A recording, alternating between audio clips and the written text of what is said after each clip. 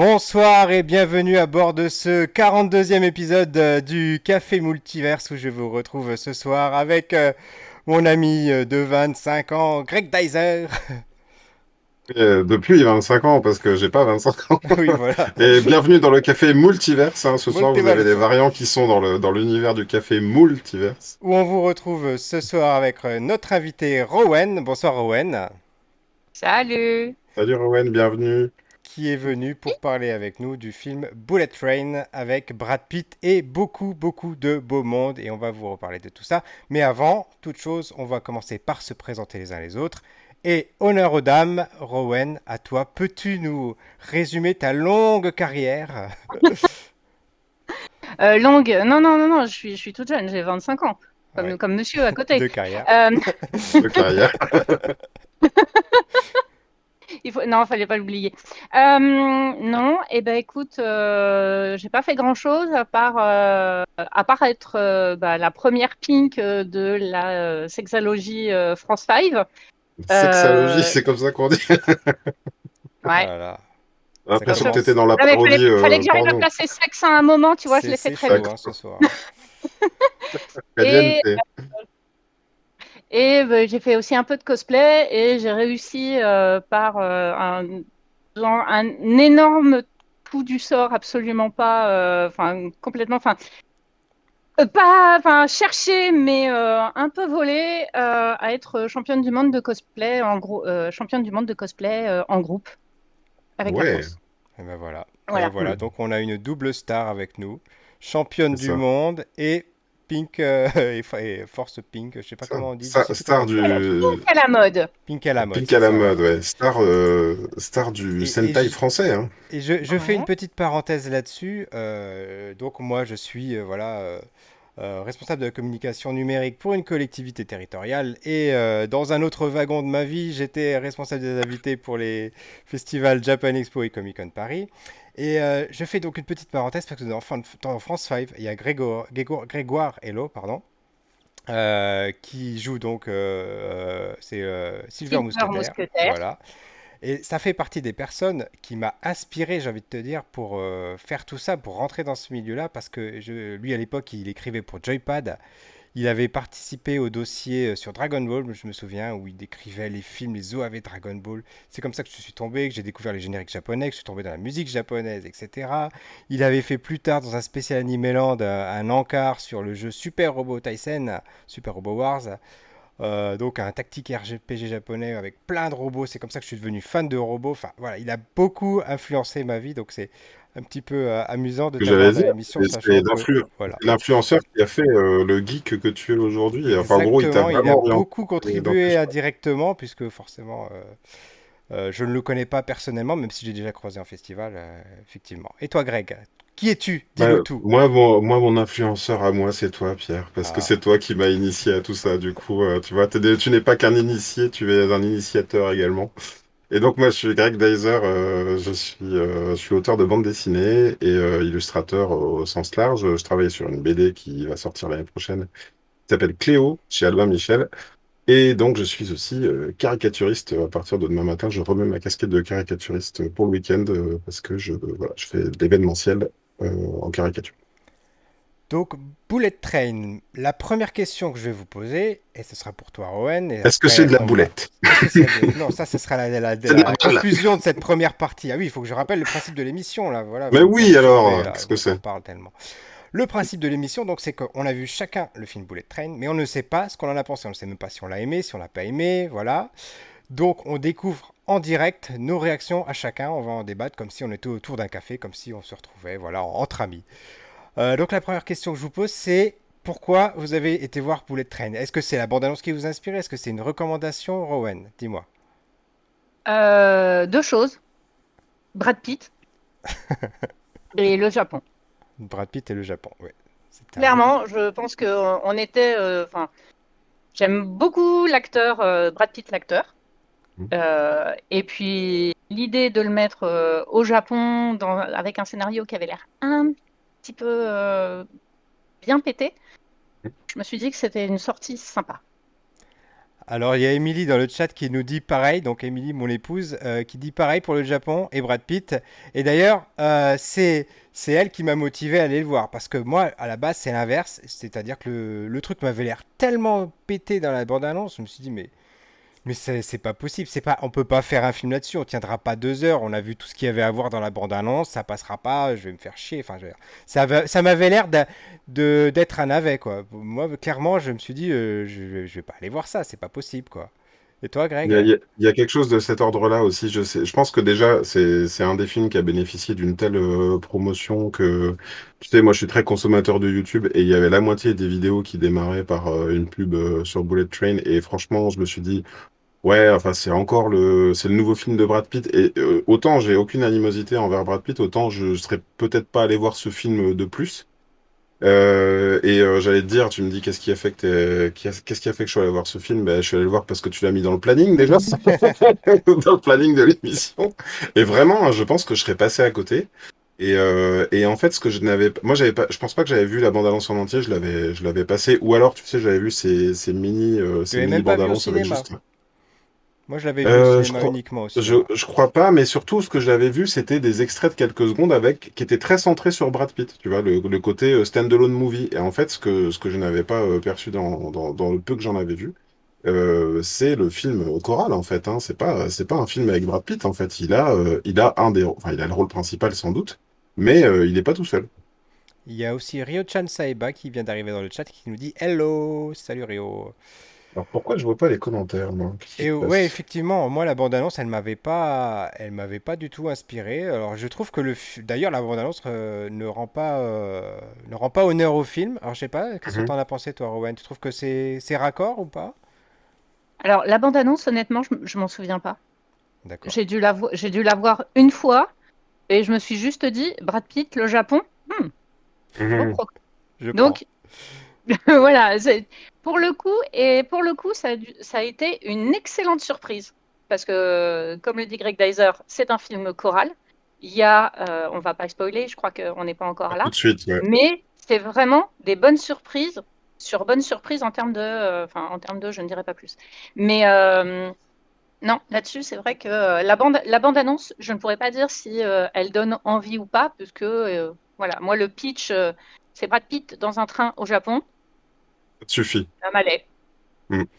Alors après, on va pas rentrer trop dans les détails pour pas divulgacher, mais il y a du beau monde dans ce film, voilà. On retrouve dans les personnages principaux, donc on les voit là dans la bande-annonce qui est déroulée dans le fond si vous nous regardez en vidéo.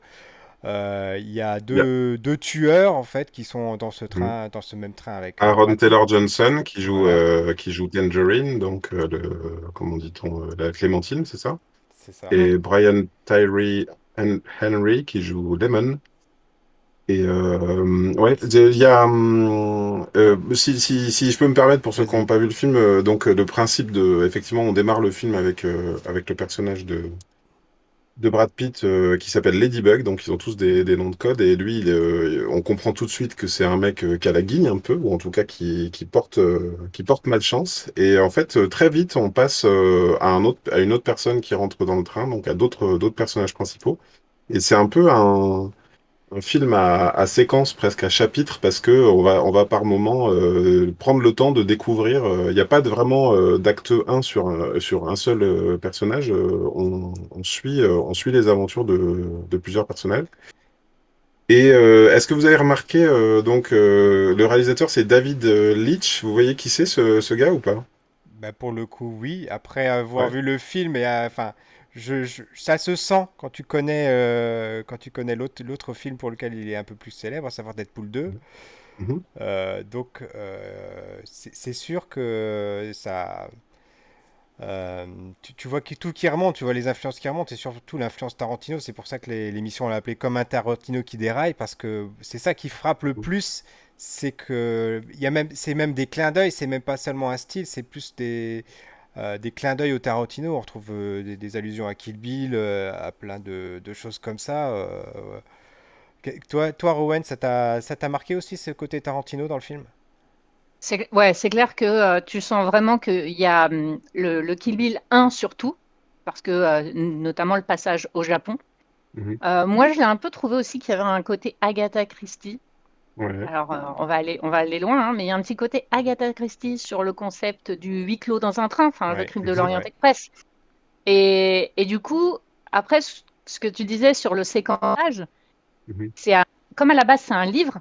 Je suppose que il a respecté, et je suppose que si on lit le livre, moi, j'ai pas eu le courage de le faire.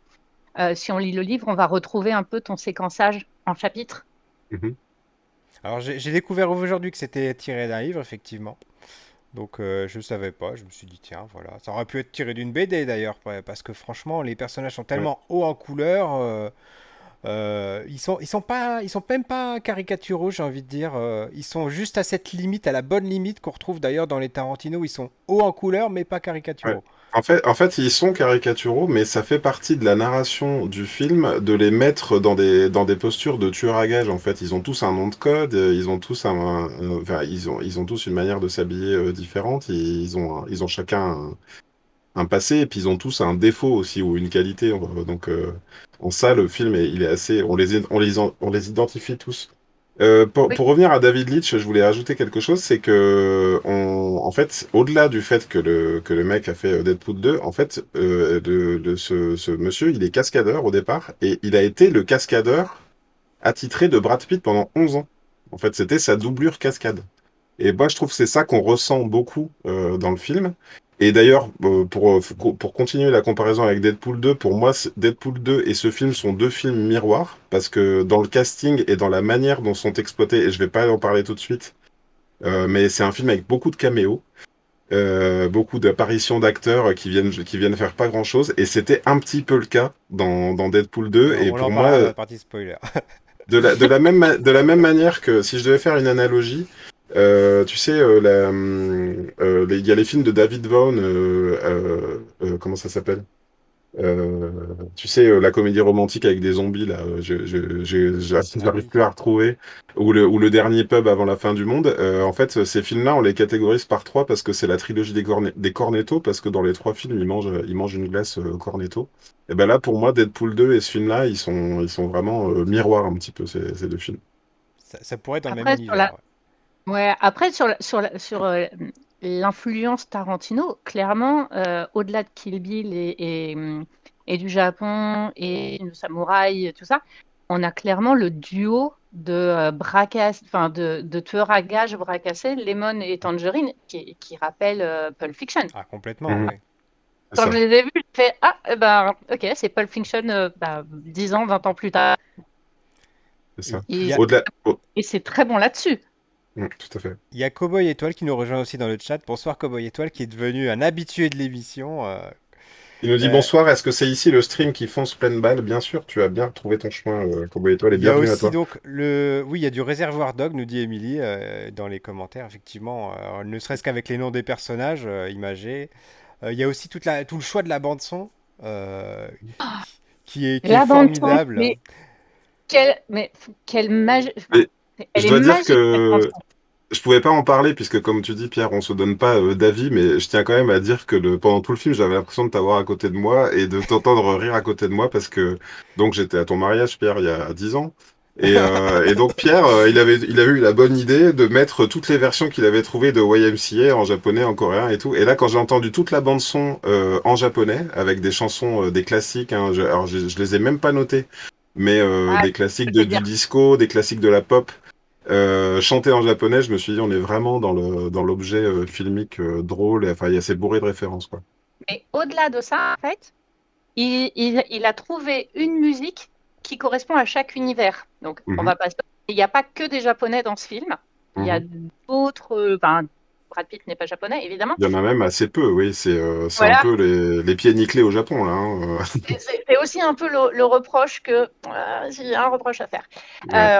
Mais on verra plus tard. Mais en fait, la bande-son, quand on la réécoute, puisque j'ai tellement aimé que j'ai été la réécouter après, Mhm. en fait, il a été choisir une musique pas que au Japon, pas que D'accord. aux US, Ouais. et quand on réécoute la bande son, on revoit les personnages parce qu'on sait d'où il vient et parce que voilà. Et je trouve qu'il y a eu un énorme travail sur le choix de la bande son qui est vraiment super et qui, du coup, est aussi une marque de fabrique de Tarantino. Mhm. Et ce qui est super aussi dans ce film, c'est qu'il n'y a pas de temps mort. On va d'une scène à l'autre, ça bondit sans arrêt. Il y a des rebondissements. Et même les choses qu'on se dit, bah, là, c'est plus très cohérent. Finalement, hop, 5 minutes, 10 minutes après, il y a une explication. Et ça Mm. retombe toujours sur ses pattes. Et bah, pour le final, euh, j'ai envie de dire qui est classique, qui est pas surprenant, mais qui est bien orchestré, quoi. Mm. Oui, et puis je pense que c'est finalement, on se fait embarquer dans ce train. Il y a le fait qu'il y ait des arrêts, qu'ils soient programmés. À un moment donné, donc Ladybug, la coccinelle, là, le personnage de Brad Pitt, il dit bon bah je m'arrête au premier arrêt. Évidemment, le film s'arrête bien vite s'il y arrive. Tout ne va pas se passer comme prévu. Et c'est très timé comme ça. Je sais pas s'ils ont respecté la timeline exacte, si tu veux, si c'est filmé. Entre guillemets, en temps réel, avec les arrêts. Il dit dans 5 minutes, il y a un arrêt à un tel, et 5 minutes plus tard dans le film, il y a exactement l'arrêt.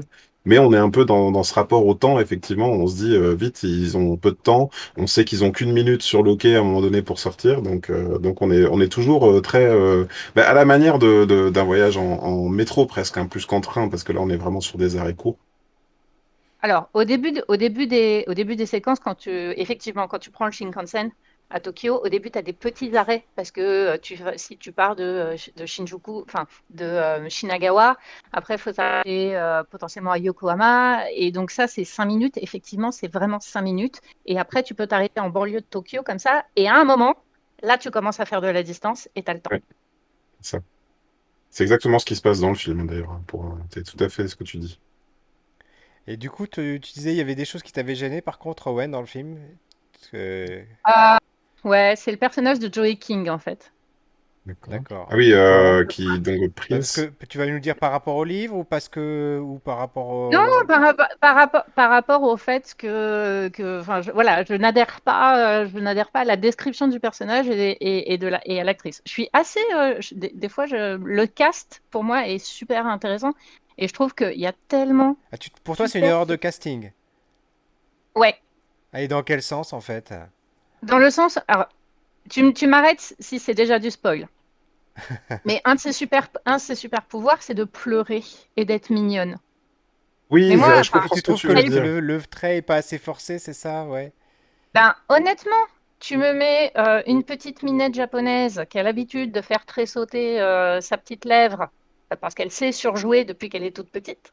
J'ai envie de te dire, non, t'arrives Ouais, pas à je vois ce penser que que tu veux dire, ouais, ouais. tu vois, C'est- on passe à côté de la petite lycéenne mignonne. Parce que moi, j'y crois pas à la petite lycéenne Ouais. Alors mignonne c'est qu'elle vrai est. que là, on est peut-être déjà dans la partie spoiler, mais bon, Voilà. on avance très très vite ce soir dans la, Non, non, dans la mais description c'est pour du ça que je film t'ai en dit, même temps. tu m'arrêtes. Ouais. Mais Mm, voilà, moi mm. je pense que ça aurait mérité une actrice japonaise ou coréenne ou chinoise, ou je m'en fous, mais qui ait plus ce côté vraiment. Enfin voilà, si elle veut te faire croire qu'elle est mignonne et qu'elle a tout, enfin, et qu'elle sait pleurer, enfin, j'ai pas, Oh, moi personnellement, quand elle s'est mise à pleurer, j'ai fait mais what the fuck quoi, mm. ça ne me touche pas. Alors ça Ouais. réagit dans le chat, mais on prendra les questions et réactions un petit peu plus tard dans la partie spoiler là, parce que il y a un Moi, débat. si je peux rebondir un peu sur cette partie, d'une manière plus générale, effectivement, on a un personnage féminin qui use du fait qu'elle a l'air jeune et qu'elle a l'air d'être, on va dire, une jeune femme en détresse pour, on va dire, arriver à ses fins. Et on a le personnage de Ladybug de Brad Pitt qui, lui, on sent qu'il est en pleine thérapie, il n'arrête pas d'en parler, il est en déconstruction hein, par rapport au mal alpha. Et en fait, j'ai trouvé que le point de vue du film là-dessus, du moins ce qu'on fait dire à ce personnage-là de Ladybug, il y a des moments, il dit, ah oui, c'est vrai, ça, ce que je fais, c'est du mansplaining. Ah oui, faut que je fasse attention parce que faut pas que j'objectifie comme une victime cette jeune fille parce qu'en fait, et en fait, c'est étonnant parce que on va dire que le film, plutôt que de faire des mâles déconstruits, montre des mâles en déconstruction, et du coup, ça les place un peu en critique par rapport à ce principe-là. Et je trouvais ça un peu. Moi, ça m'a fait tiquer un petit peu, quoi. Je pense qu'on est dans le même, dans le même rapport que toi au personnage de Prince. Peut-être, mais le fait est, c'est que moi j'ai adoré cette version du mec qui essaye de bien faire, Ouais. qui fait mal, mais qui le sait. Et du Mhm. coup, ça tombait vraiment dans cet humour. Tout à l'heure, tu parlais de, je sais plus exactement, mais ça me faisait penser à H2G2. En fait, Ouais. c'est quand on disait de la bande-annonce, mais qu'est-ce qu'on va faire de ce film? Et en fait, Mhm. H2G2, c'est pareil. Qu'est-ce qu'on va faire de ce film? C'est vraiment un des films les plus pétés au monde. Mhm. J'adore. Je suis fan. En fait, cet humour qui est complètement décalé, qui n'a ni qu'une tête, Mhm. j'adore. Et donc, je trouve que c'était vraiment, je me suis vraiment marrée sur les répliques de Brad Pitt, qui joue excellemment bien, en fait, ce mec complètement à côté de la plaque, un peu comme il est dans Snatch d'ailleurs, Ouais. où il avait l'air d'être à côté de la plaque tout en étant hyper manipulateur, et là, c'est l'inverse. Il est vraiment Et à côté de la plaque.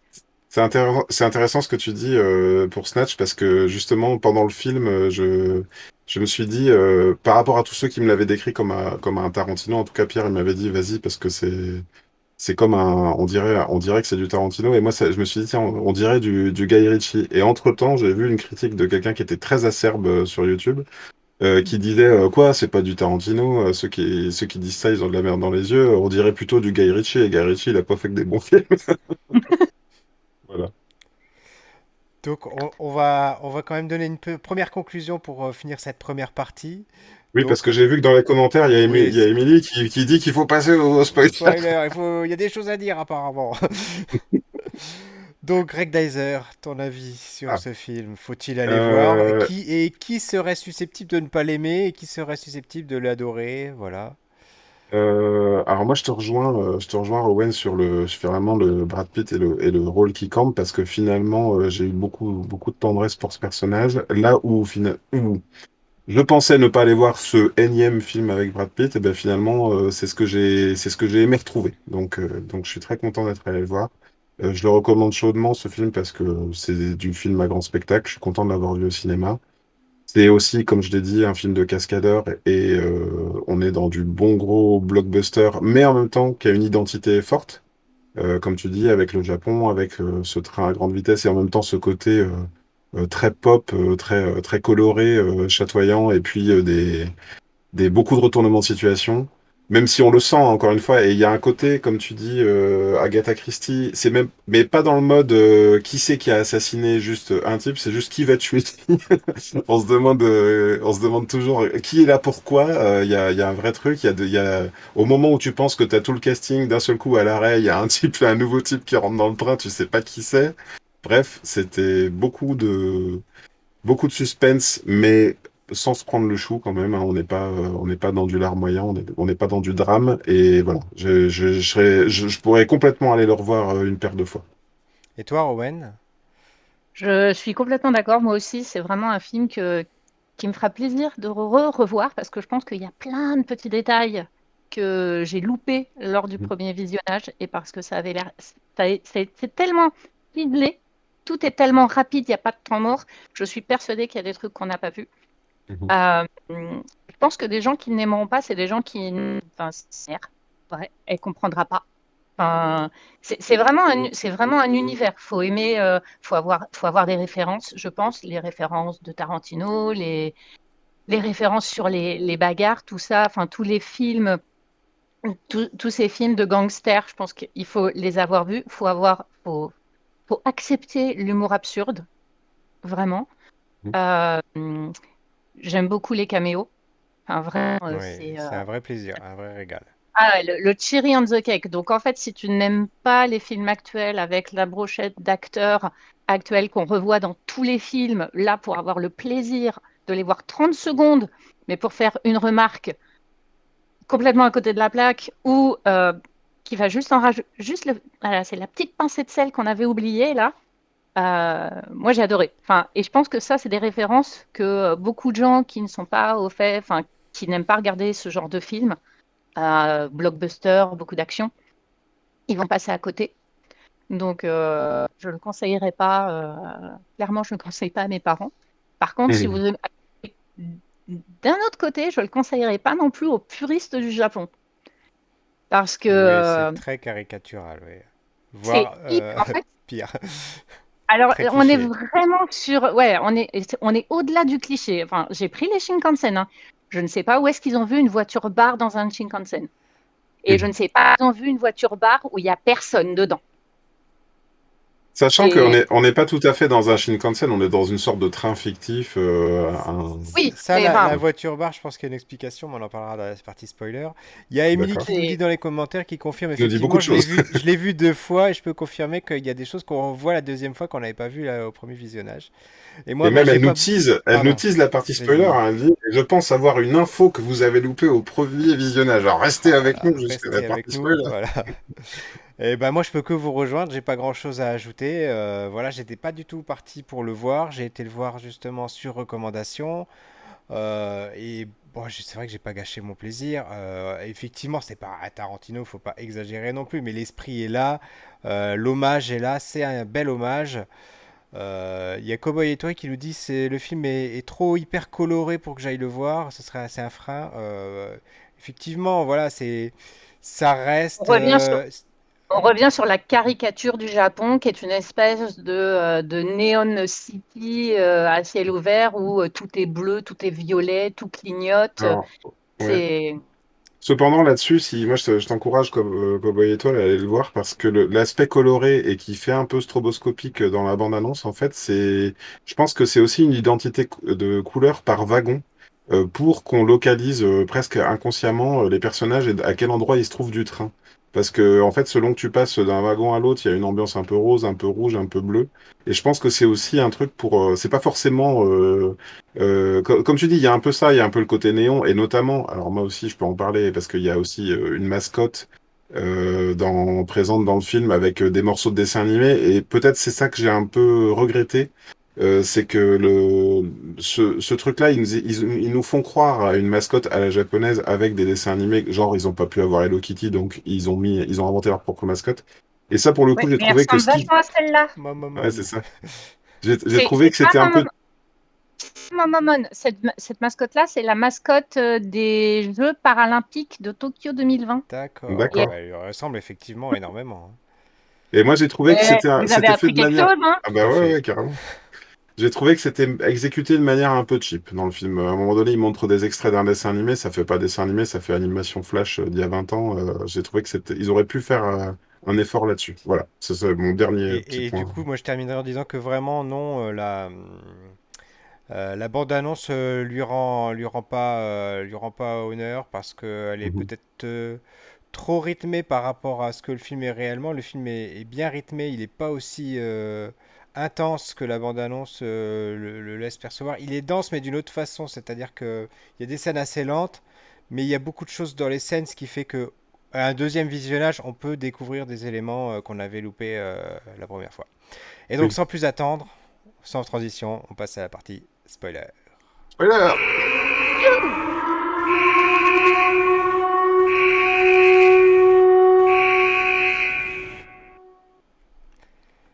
Et nous revoilà dans le wagon restaurant pour la Avec deuxième la lumière partie de rouge. cette émission.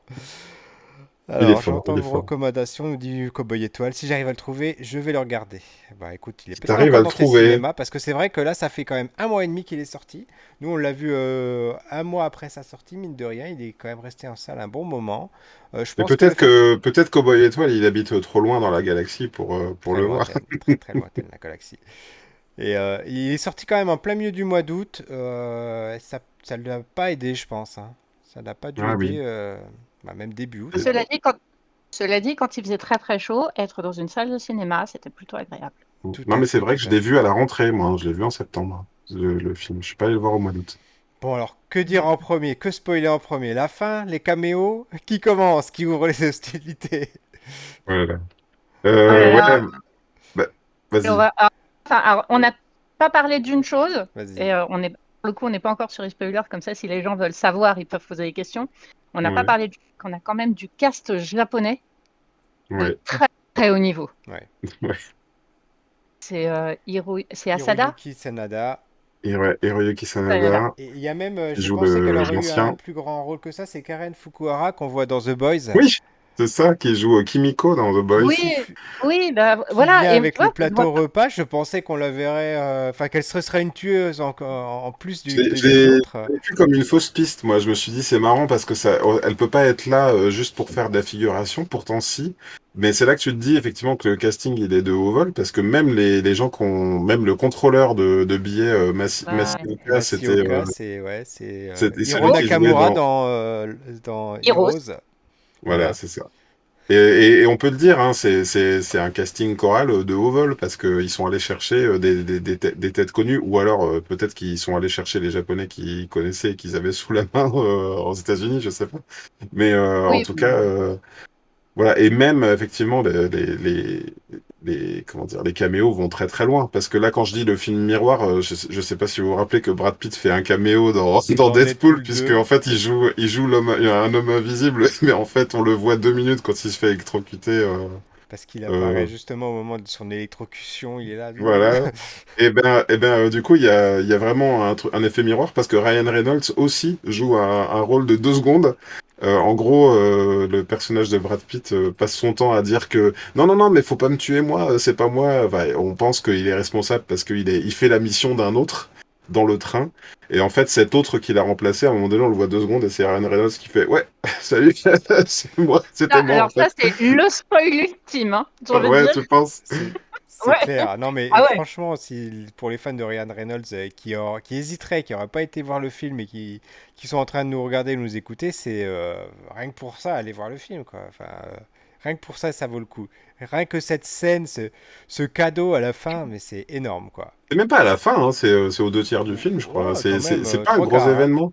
Tu C'est à la crois? fin, Non. hein. Ah ouais, Ah oui, oui, si, oui, si. c'est vraiment On tard. ne le voit D'accord. jamais. En fait, c'est ça qui est magique, c'est qu'on entend parler de Carver, de Carver, de Carver, de Carver pendant tout Mhm. le film, Ouais. et c'est à la fin où tu découvres que c'était Oui, lui. d'accord. Et c'est Ok. typique du film d'ailleurs, parce que il y a beaucoup d'indices comme ça.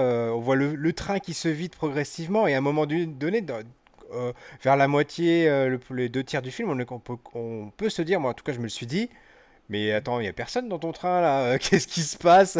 Alors il Oui, y a c'est une vrai. explication du coup, il dit j'ai acheté tous les billets, bon c'est improbable puisqu'on veut pas racheter les billets des gens qui sont déjà dans le train, mais ça c'est une autre histoire, on lui en veut pas. Hmm. Mais effectivement, ça, le coup de la bouteille d'eau, le coup de Carver, il y a plein de choses comme Oui, ça. oui. Et La Émilie, bouteille toi d'eau, qui elle étais dans était, les... Pardon, vas-y. la bouteille d'eau, elle était hyper cheatée. Enfin, Ouais, celle-là, c'est elle vrai. était, mais c'était genre, tiens, on va me dire de ne pas abuser sur les somnifères parce que la dernière fois, j'ai failli tuer quelqu'un. Et là, tu le vois balancer le truc entier de somnifères. Tu te dis, ça va retomber à un moment. Oui, c'est ça. C'est C'est sûr. tellement Mais en énorme. fait, c'est ça qui est génial, c'est qu'en fait, elle a son propre arc narratif, de la même manière qu'à chaque fois qu'on va redécouvrir donc le premier événement, en plus, on va dire, à part ceux qui sont déjà dans le train au départ, c'est qu'on a un nouveau tueur entre guillemets qui rentre au premier arrêt. Et à un moment donné, donc à force d'avoir un nouveau tueur, une nouvelle personne, un nouveau méchant, une nouvelle backstory, un nouveau flashback. À un moment donné, on a carrément l'histoire de la bouteille d'eau et qu'est-ce qu'elle est devenue depuis le moment où on l'a mis un somnifère dedans. Et on la voit comme ça qui roule parce qu'à un moment donné, il y a quelqu'un qui shoot dedans, machin, et donc ça c'est très drôle quand même. Et ce qui prouve que c'est pas un film sans sérieux, c'est un film très bien écrit de bout en bout en fait, hein. Voilà. Avec, moi, je dis, enfin, le bémol, c'est une partie du casting parce que tu vois, Karen Fukuhara, je l'aurais vu beaucoup plus dans le rôle du prince. Ouais. Et voilà, sachant qu'il y avait possibilité, enfin, il y en a hein, des actrices Hmm.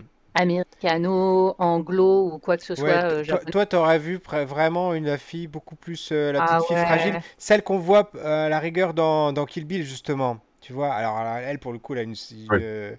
elle a un visage très, très fermé, laquelle? et dur. Mais je vois ce que tu veux dire. Toi, t'aurais plutôt vu la petite écolière japonaise typique qu'on soupçonne pas Ouais, une la seule meuf, seconde.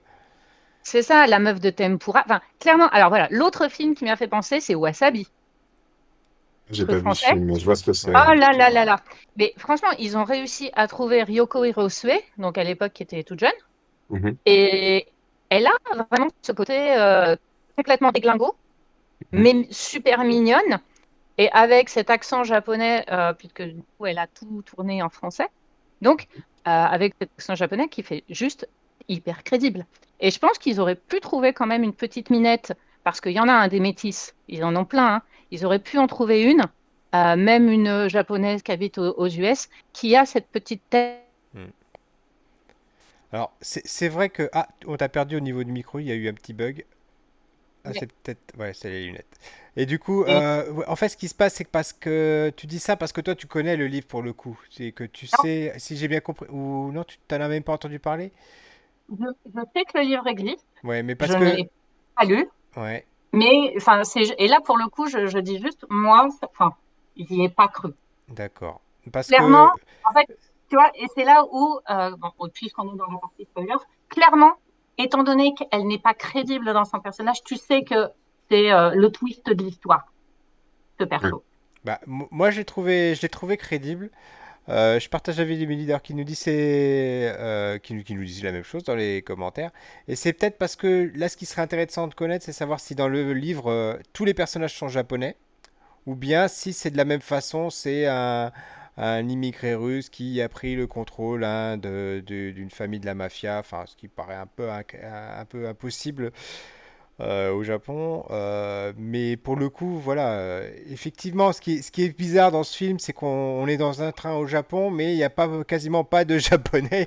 Il y a pratiquement que des étrangers, quoi, Oui, même, Surtout en 2022. en 2022. Oui. hmm. Même on a je regardais le casting, même, on a une passagère lambda qui est énervée parce qu'il y en a un il fait du bruit derrière. C'est très drôle d'ailleurs cette scène. Il y a deux tueurs à gages qui se tapent dessus et qui essayent de se tuer. Et il y a toujours une vieille qui se retourne et qui fait oh, arrêtez de faire du bruit comme ça. Et même elle c'est pas une japonaise en l'occurrence, Ouais, c'est Non, vraiment c'est vrai. une c'est vraie ça. américaine. Ça, c'est vrai Après, je C'est pense que que ça là, aussi qui ça m'a un fait peu. partie des petites choses que je trouve un peu dommage. Voilà, je trouve que ça manquait de japonais d'une façon générale. on- Quitte à être sur le cliché Japon, il y avait peut-être des Mhm. profils de japonais, le salaryman, des choses comme ça à mettre en avant qui auraient pu être amusantes, quoi. Ouais. Non, et puis même, du coup, c'est ce qui gâche un peu le film, c'est que tu as l'impression que le Japon fait prétexte.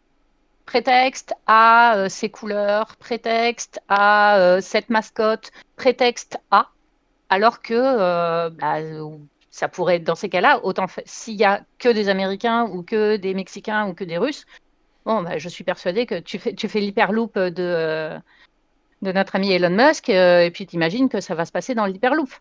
Alors, il y a Donc, Émilie qui a une autre théorie dans les commentaires qui nous dit c'est parce que les Japonais ont peur des Européens. Alors, quand elle dit ça, je comprends ce qu'elle veut dire. C'est par rapport. Si toi, tu as été au Japon, tu as peut-être connu ça, les Japonais qui se mettent pas à côté de toi dans le métro, ce genre de choses. Moi, j'ai connu ça, j'ai eu d'autres témoignages. Alors, je me dis que peut-être c'est comme ça qu'il explique un petit peu le fait qu'ils puissent changer de wagon. Je sais pas encore que je les non, vois, non, non, non, j'imagine même changer de billet. non, non, ça ne se fait pas. Non, mais c'est surtout, tu vois, en fait, en fait, à la base, le livre est écrit par un Japonais. Le livre est japonais. Mhm. Donc, Mais adapté par des Américains. Moi, mais adapté par des Américains. c'est ce que Ouais. j'y vois, à mon avis, dans le casting un petit peu international. Parce que même quand tu regardes le Le film russe eux, qui a. oui, Oui, alors je pensais même au russe qui a renversé. C'est pas des Russes non plus, tu vois. C'est non. Michael Shannon qui joue le russe avec un. Sans doute qu'un russe, s'il écoutait la VO, il dirait c'est surabusé son accent, tu vois. Je pense que c'est un Mm. film tourné aux États-Unis en studio avec Oui, c'est peut-être quelques sûr. prises de vue au Japon et encore que ça se trouve c'est que du studio ou des effets spéciaux. Ça se ressent. Voilà. C'est vrai que à la toute fin, l'action se termine dans un village japonais. Je suis pas sûr que ça a été jamais tourné quelque part au Japon quoi. C'est un film de studio quoi. Donc ils ont Ouais, fait ouais, ouais. sans doute avec ce qu'ils avaient sous la main en termes d'acteurs. Oui, et puis Ouais, mais il bon, joue je sur le pense que. côté, il joue sur le côté Japon, mais finalement, ça aurait pu être un train qui traverse l'Europe, ça aurait pu être un train qui traverse les États-Unis, encore que les trains aux États-Unis, c'est pas, c'est Ah, pas. bah, Non t'as le mais temps, hein. Eh, et c'était qui? C'est Liam Neeson qui a fait un truc comme ça? Mhm. C'est possible, oui. Ou Je il l'ai y pas a vu un film celui-là. avec Liam. Bon, un film où Liam Neeson se fait poursuivre par des gens et il va se venger. Voilà. Oui, Mais c'est ça, c'est ça. tous les scénarios des films de Liam Neeson de toute façon. Donc, Depuis quelques années, oui, il fait que ça. Ouais. Mais là, il est dans un train de banlieue. Mais Et il y après, a une histoire de mallette. Pour, pour revenir à ce que tu disais tout à l'heure, Rowan, c'est probablement que le train japonais est une nécessité dans la structure du film. C'est-à-dire que ce film avec enfin, pardon, ce train avec des arrêts courts au début et des arrêts de plus en plus longs jusqu'à terminer en race campagne, probablement que tu pourrais pas faire ça en France, par exemple.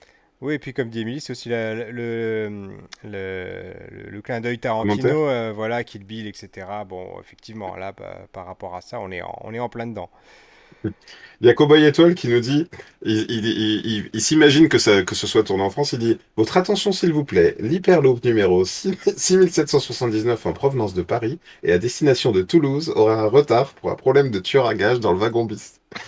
Dans le wagon bar, pardon.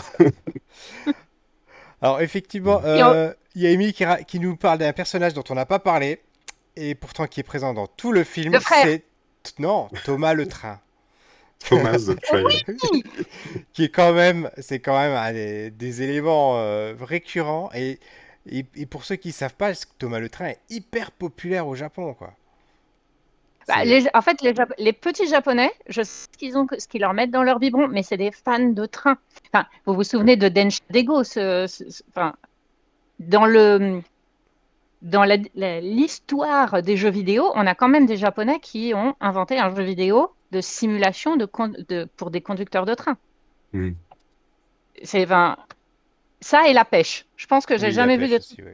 et aussi c'est que tiens, aujourd'hui, je vais sortir ma PlayStation et je vais conduire un train. Je vais choisir le modèle Yamanote de telle année ou bien Ouais. le train de campagne qui fait, enfin, ils sont complètement, enfin, sur la NHK, il y a un magazine d'1 heure et demie sur les trains japonais. Depuis, je ne sais pas combien d'années, je ne sais pas combien enfin, ils ont micro-lignes de, enfin, ils sont fous. Ça me donne presque une envie de vous recommander un film tout à l'heure, Mirai, ma petite sœur. Je sais pas si vous l'avez vu, un film Je l'ai d'animation pas vu celui-ci. japonais. Puis j'ai Bah, vu. j'en parlerai tout à l'heure, mais c'est vrai qu'il y a le personnage principal qui est un fan de train et on lui dit de ranger sa chambre à un moment donné, et puis il retombe sur une locomotive et puis finalement il refait un train et il connaît tous les modèles alors qu'il est tout bébé, quoi. Donc, ouais. C'est Mais les- c'est marrant, quoi. Enfin, cette allusion à Thomas le Train qui revient et qui est utilisé pour faire les indices dans le film, et Et c'est c'est génial. super, quoi. C'est trop, trop bien, là, cette histoire de diesel. Oui, parce on a le personnage de Lemon qui se sert d'une planche de stickers pour qualifier Déterminé les autres tueurs et tout, et il leur dit, et toi t'es un gentil. méchant, tu ressembles plus à Diesel, parce que toi, tu es vraiment méchant. Et en plus, ce qui est formidable, et puisqu'on est là à participer, on peut en parler, c'est qu'un truc qui est vraiment montré par son frère, enfin son frère, parce que même ça, c'est un spoiler, les deux sont frères alors qu'ils sont pas de la même couleur de peau. On les appelle les jumeaux, tout le monde se dit, mais oui, mais ils sont pas jumeaux, mais en fait, ils sont vraiment frères, quoi. Et même ça, ils arrivent à nous toucher complètement à la fin avec les stickers remis aux frères défunts. Toi, Je t'es crois que un le moment où Thomas. j'ai le plus écorché les accoudoirs de mon siège, c'est quand Mhm. Brad Pitt, si c'est bien fait, ah, mais il a mis un sticker, donc tu es censé être le méchant. Mais si je pense que tu es le méchant, alors en fait, tu ne peux pas puisque t'es qu'une fille et tu es là, mais t'as la solution devant toi, mec. Et non, non. Oui, Ce, oui, ce il se refuse d'être lui-même, il se refuse de comprendre, en fait, ce c'est ça. passage-là. Et, et là, tu te dis, en fait, le film, parce que c'est un moment où tu dis ça y est, le film va revenir sur un semblant de morale où le méchant va être attrapé, ou en tout cas, tout le monde va comprendre que c'est le méchant. Et là, non. Mais en fait, ce qu'on ne sait pas, c'est qu'il y a encore 45 minutes de film derrière, Ça. que ça passe à une vitesse tellement vite, c'est que, en fait, et ça aussi, c'est un truc assez fantastique, c'est que le film, temps très bien découpé, mais très rapide, c'est que tu as aucune notion du temps et tu ne Mhm. t'ennuies pas. Tu ne sais pas à ce moment-là où tu te dis si ça va être. Et en fait, non, c'est pas la fin. Et tu continues.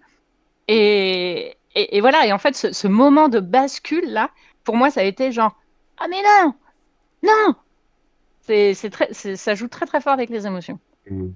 Oui, et puis en fait, il y a sans arrêt des cliffhangers et il y a sans arrêt aussi des arcs narratifs que tu crois briser qui s'entremêlent les uns les autres. Et, Il y en a qu'on croit à mort et qui reviennent, et en fait, c'est ça, comme la bouteille d'eau, un petit peu. C'est pas le seul. La bouteille d'eau, c'est rigolo parce que c'est même pas un personnage, il est pas caractérisé, c'est juste une bouteille avec un La somnifère valise. dedans. Et La valise. oui, oui, la valise, le serpent aussi, Oh, et en fait, même jusqu'à la fin, le simple personnage qui s'appelle Tangerine, même ça, à la fin, lui, il y a quand même un truc autour de son nom de fruit qu'il a nié pendant tout le truc et qui devient. il est magique. Mais, C'est brillant. ah oui, non, ce retour-là, ce retour est brillant. Et pour finir, le dernier caméo, Truck-kun. Oh, Le petit camion Channing. qui envoie. Alors j'explique un petit peu pour ceux qui ne sont pas habitués aux animés. Alors depuis quelques années dans l'animation japonaise, il y a ce qu'on appelle les isekai. Donc c'est-à-dire qu'on a les personnages qui se retrouvent expédiés dans un autre monde, dans un monde parallèle, un autre monde imaginaire, l'autre monde. Appelez-le comme vous voulez, un autre univers. Et en général, ils sont expédiés par un camion. Ils se font renverser par un camion. C'est la première scène en principe. Ils sortent de chez eux en courant et ils se font renverser par un camion. C'est devenu voilà, c'est devenu Truck-kun en fait. Donc camion, si vous voulez. Et là, c'est comme ça qu'on le voit dans ce film, la méchante, on va l'appeler comme ça, qui se fait renverser magistralement, mais c'était parfait quoi. Est-ce que tu penses que le truck-kun, ça vient du fait que Gigi meurt renversé par un camion et ça a traumatisé tout le monde et du coup après ça, on pouvait plus mourir sous les roues d'un camion, il On fallait que fera ce une soit. émission dessus, désigné, dédié à Gigi pour savoir. Il va falloir tous farcir les épisodes. Aïe, aïe, aïe. Oui, alors, et Pardon, je puis t'ai coupé du Après, coup. enfin, l'autre caméo, je sais pas, mais l'autre caméo pour moi, c'est Channing Tatum. ah oui, Channing Tatum. Ouais. Oh là là. Qui est, euh, déjà, lui, tu le vois arriver, tu te dis, ça va partir en couille. Parce Oui, et qu'il puis est on pas. peut se dire, Enfin, voilà. on sait pas ce qu'il fait là, parce qu'on se dit, est-ce qu'il va rester? Est-ce que c'est un personnage récurrent? Et puis finalement, non, il est là juste pour faire son petit caméo, sa petite blague à deux Il, il- reprises, voilà. il devient coutumier du fait parce que déjà dans le Tarantino, tu sais, c'était les 8 salopards ou comment, je sais plus comment il s'appelait ce film exactement, Ouais, c'est ça, ouais. The Hateful Eight, un truc comme Ouais. ça. Ouais. Il avait un rôle comme ça en fait où il sort comment dire, un rôle pas important du coup. Il sort d'une trappe, il se fait abattre tout de suite et après coup, on voit tout ce qu'il a conduit à aller dans la trappe et en fait on se dit mais c'est absurde parce qu'en fait il est mort bêtement enfin on le sait quoi, et qu'il meurt bêtement 3 secondes plus tard. Et là en fait effectivement il vient, on pense, enfin à juste titre et c'est pour ça que je parlais de fausse piste tout à l'heure. On parlait de Karen Fukuhara, donc l'actrice de Kimiko dans The Boys. Je pense qu'il y a il y a des acteurs connus dans des rôles pas importants pour que, à tout moment, un rôle enfin, qu'on puisse penser que ça vienne de n'importe qui, en fait. Oui, Et et d'ailleurs, puis c'est comme ça que c'est il y vécu. a des choses formidablement absurdes, comme donc ce fameux tueur à gages, Mhm, dont on nous montre une séquence de 5 minutes, on nous montre bien qu'il veut se venger, qu'il a la haine, et voilà, et mhm, qu'il revient de loin, qu'il a fait tout ce chemin pour venir là, et ici il mhm. meurt en 2 minutes, En deux Ouais. minutes, tout au et début puis du film. il devient un comic relief, en fait, mort, un cadavre auquel on rajoute des lunettes noires. Enfin, il y en a plusieurs comme ça, auxquels on rajoute des accessoires pour laisser penser qu'ils ne sont pas morts. Mais Et complètement. Mais seulement. Et tu vois, c'est là où tout à l'heure, Pierre, tu disais, tu aurais dû avoir en The face Wolf, ouais, elle a raison. Un vrai japonais bourré en face.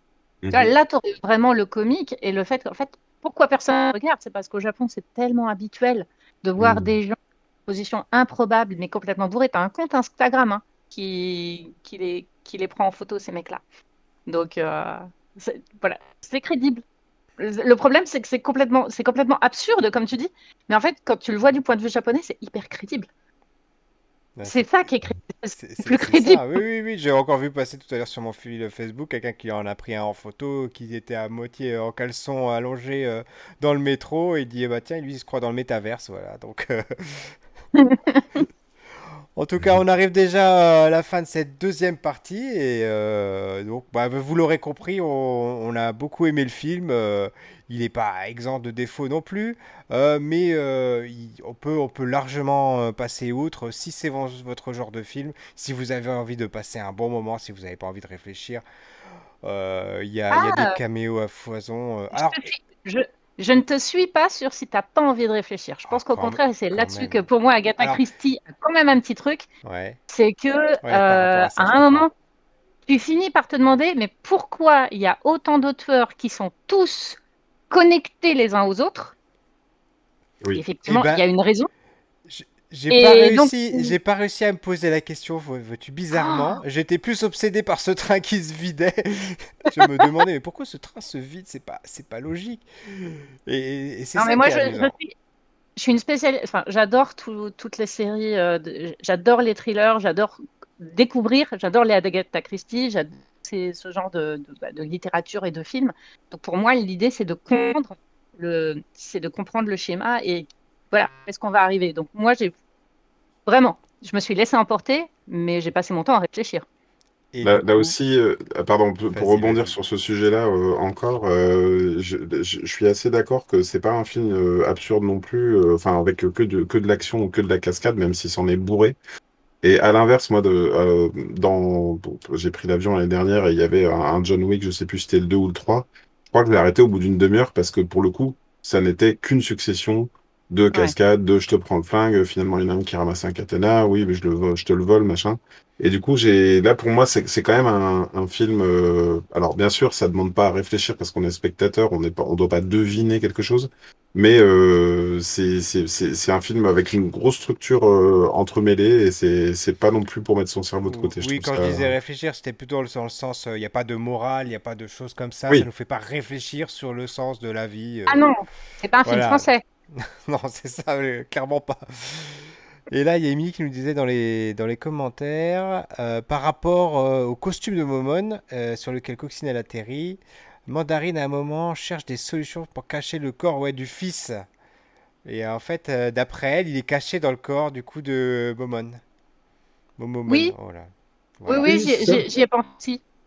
Voilà. Ah, Donc, ok. ce qui arrive du coup à la conclusion que je voulais nous donner, c'est-à-dire que bah, on a tellement apprécié ce film qu'on va devoir le regarder à nouveau Mhm. pour rechercher en fait bah, tous ces petits cailloux qui ont été disséminés à droite à gauche. Voilà. Et sans transition, on passe à C'est la dernière drôle. C'est émission. drôle parce Oui, que quand t'as vas-y. dit caillou, dans ma tête, je l'ai écrit K-A-I-Y-U. Tellement on était dans le. Pile. Genre comme un kaiju, tu vois, un caillou. Kaiju. Et on Ok. passe sans transition aux recommandations de la semaine. Alors Owen, tu avais deux recommandations à nous faire, c'est bien ça? Ouais, une première recommandation parce que, alors, si on veut rester enfin, on va s'éloigner un peu du thème bullet train, mais on va rester au Japon. Mhm. C'est après 16 ans de hiatus, un groupe L Garden, E2LE-G-A-R-D-E-N, On vous mettra a le lien dans la ressorti. description. Ouais, ils ont ressorti un single, il y a un album qui est en préparation, c'est un groupe de punk rock qui date de la fin des années 90, vraiment âge d'or dans les années 2000, un truc un peu bourrin, très californien. On est vraiment sur le côté Sum 41, Blink, très, très, mais avec avec le côté lyrique japonais, donc c'est quand même un petit peu, oui, alors on va tous seul, mais c'est pas grave.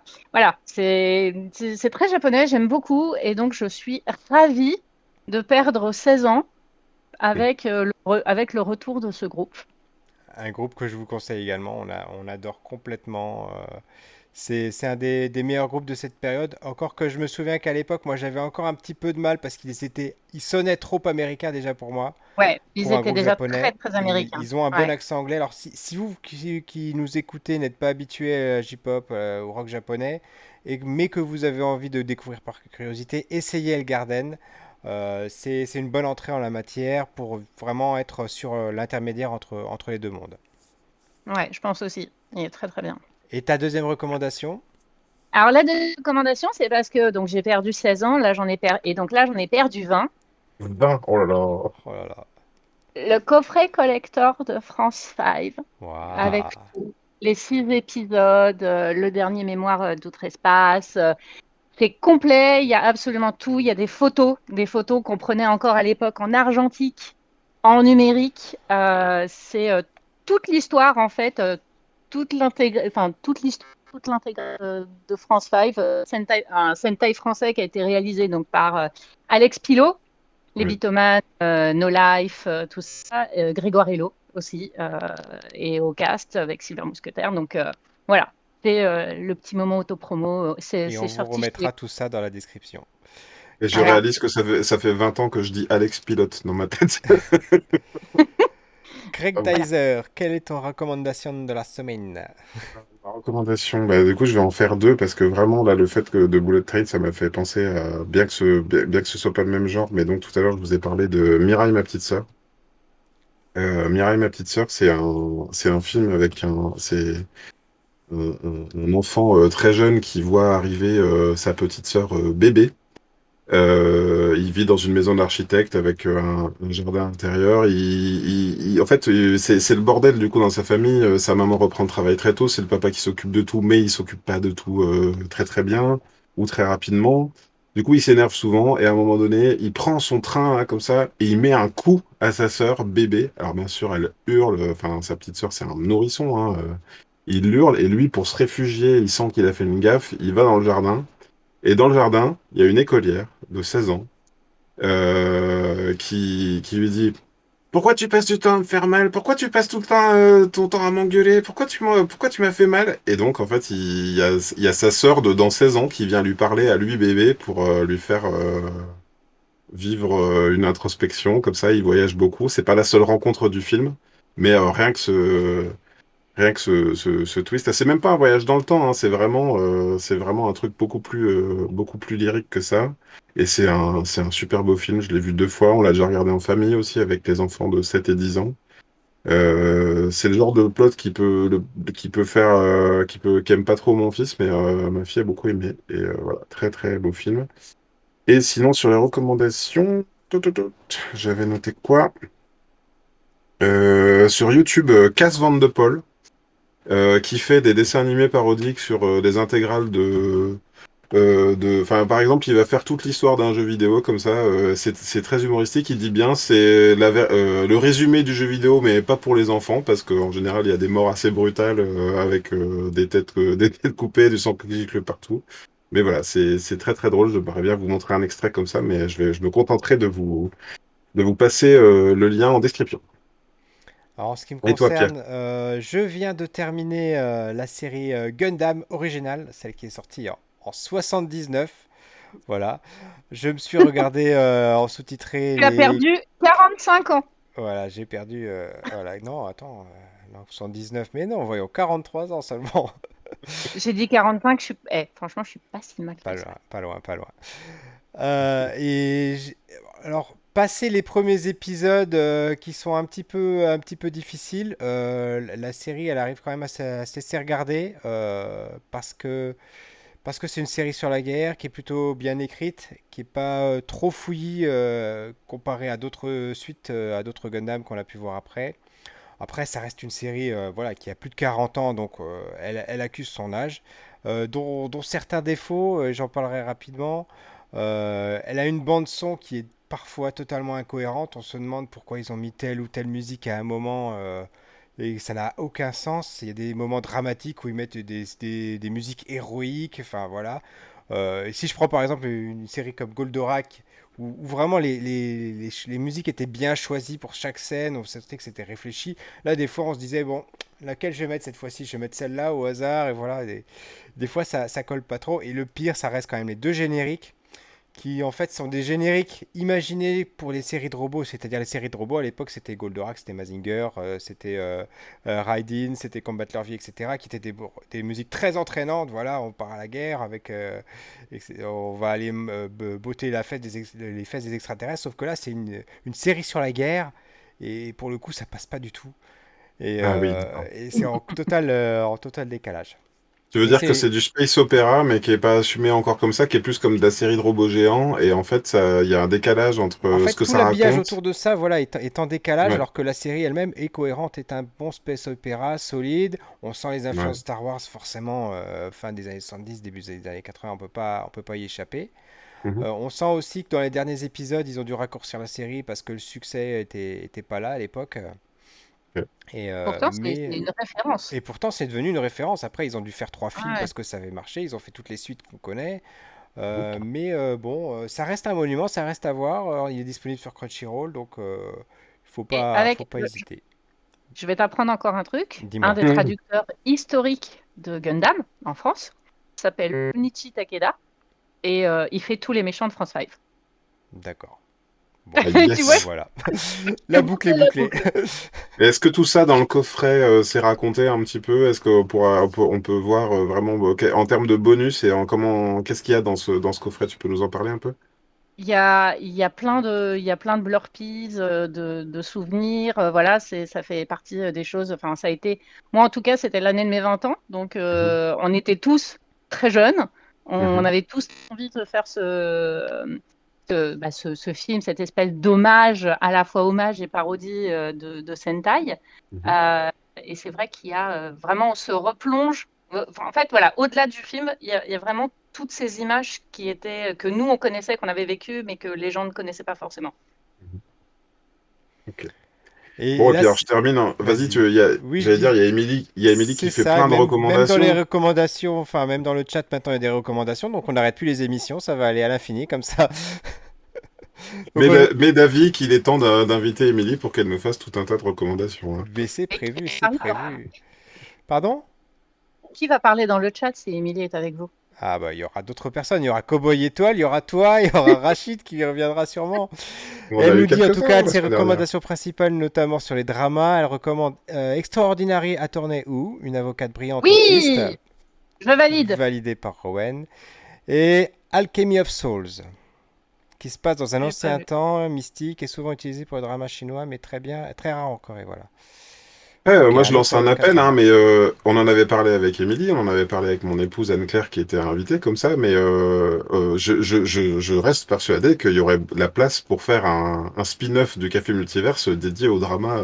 Donc pareil, hein, Tout à si fait, Quand Rowan vous on va voulez. les tu veux pousser, venir dans ce genre d'émission, elles vont faire. Moi, j'avais un drama japonais. ouais, Je vais regarder le dernier épisode, mais vraiment le truc, c'est un drama qui s'appelle Teen Regime, qui est disponible sur le site de la NHK ok, en japonais sous-titré anglais. C'est complètement, il y a plein de thèmes, je trouve, mais sur l'intelligence artificielle et tout. Alors d'habitude, la NHK est plutôt genre le Japon, c'est merveilleux, le Japon, c'est génial. Quoi qu'on fasse, de toute façon, nos petits artisans, voilà. Et là, on est sur une intelligence artificielle a décidé d'élire le Premier ministre. Il a 17 ans et il engage des réformes. Donc, ok. ça a l'air super bien, sauf que c'est japonais, donc tu ne vas terminer aucune histoire. Tu vas aller jamais au fond. Ça va rester sur le non, mais on ne peut pas dire que les vieux ministres, ils sont mauvais. Mais on ne peut pas dire que les jeunes, finalement, ils sont beaucoup trop révolutionnaires. Voilà, j'ai peur du dernier épisode. Ok, ok, Mais très bien. c'est gratuit, c'est sur le site de la NHK et ça reste au Japon. Et on vous mettra toutes ces recommandations dans la description de cet épisode. En tout cas, je vous remercie tous les deux, Greg Dyser, que je retrouverai la semaine prochaine à nouveau, même dès demain. Dès demain, on a une émission. Non, dès dimanche, Ça, pardon, dimanche. Ouais. on a une émission de prévue. Sur le visiteur du futur. Voilà, Mhm. exactement. Et Rowan, bah écoute, ça m'a fait très plaisir de te recevoir dans cette émission. Voilà. Bah moi aussi, hein. Et puis j'espère que tu seras partante pour une prochaine, voilà, cette saison ou la Bah, écoute, prochaine. s'il y a de la musique jap, s'il y a de la musique coréenne, du drama coréen ou ce genre de choses, oui, Très bien. partante. Rendez-vous est Eh pris. ben, allez, Et on vous dit à à très bientôt dans un autre épisode du Café Multiverse. Ciao, à ciao! bientôt. Salut à tous. Bye bye!